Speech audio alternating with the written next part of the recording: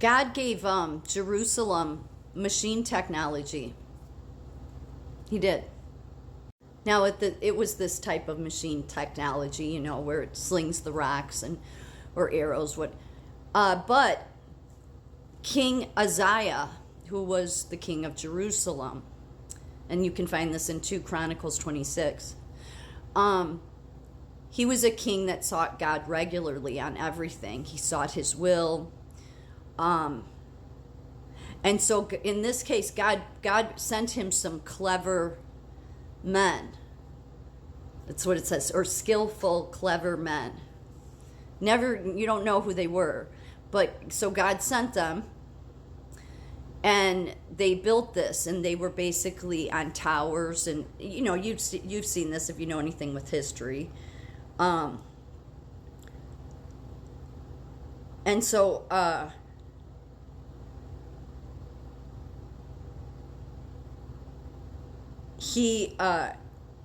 so God approved of this technology. It states that King Uzziah's military technology was invented by skillful men, clever men, or inventive people, but it does not name them or provide specific details about their identities. These were individuals in Jerusalem. Now, this helped the king defend Jerusalem, and he became so powerful throughout the land because of this military might, and it made his army, the best, that he became known everywhere. And then he became prideful and walked into a temple to perform his priest duty, and God struck him with leprosy, and then he went and lived out his days as a hermit. What's the moral of the story here? Okay, there's more, because people would say, see, because people will be just limited some and say, oh no, see, God supports technology. No, what's God's real message with the story? Because God would have known what was going to happen. And this was a king that sought his wisdom. So God knew. Yes, he was seeking his wisdom. And because of that, he blessed him with technology advancement. But he would have known what was going to happen too. So what I would say is the moral of the story is that this is the danger when you have technology run rampant, okay? Because go back to the Egyptians, okay? The Egyptians clearly were not in God's eyes in good with God, because they had multiple gods, and then of course they were enslaving the Israelites. That's the beginning of the story. But we know they're the ones that built the pyramids. And so even though many people would say, well, that was just human ingenuity, and some of that stuff, you have to wonder, how did they have that kind of advancement back then? It was maybe coming from some different clever men, okay? Especially like the pyramids. But they really were advanced, okay? And what happened to them? Well, God struck them with 10 plagues. That said, is God against technology? No, just like God isn't against money. It's what it does to people. God would be totally against AI. There's no doubt about it. Because of what has happened with technology, especially in America. And I'm not trying to say that, we're supposed to be, bottom of the barrel and we should never have pride in our country, but all we ever hear from the people that are supposedly representing us is how we have to be better than China, we have to be better than Russia, we have to be the number one in the arms race. It's like, when do any of you people ever put faith in God? Yeah, because I guarantee you that's what God's looking for. Okay? Because that was the message of this. This didn't have to happen to this king. It didn't. But because he became so powerful, because of this advanced technology, he became prideful. Look at Silicon Valley. Have you ever seen more prideful people? So prideful that they act like machines. will be the new God. So how do you think the biblical God that protects this country sees that? Not good. Because the moral of the story is that,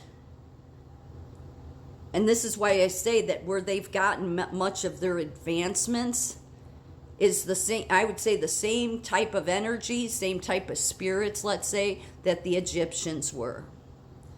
Because they're godless, so it didn't come from God. Did it? But if it had come from God,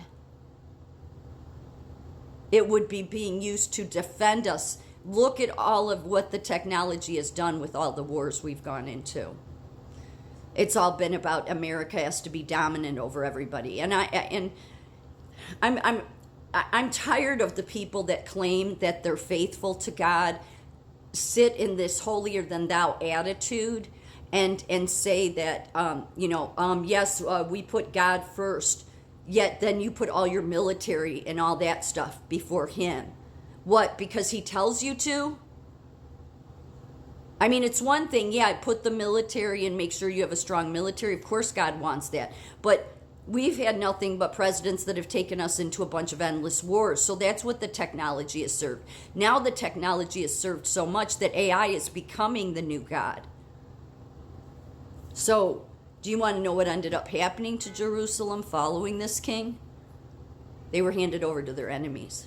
They were handed over to destruction for centuries. So to me, what the moral of the story is shouldn't just be, oh, see, God supported technology. He did. Knowing what would happen. Can you hear what I'm saying? Because God knows what's going to happen. So then you ask yourself, why would he do that? Well, because he was telling the rest of us, learn the lesson from the story.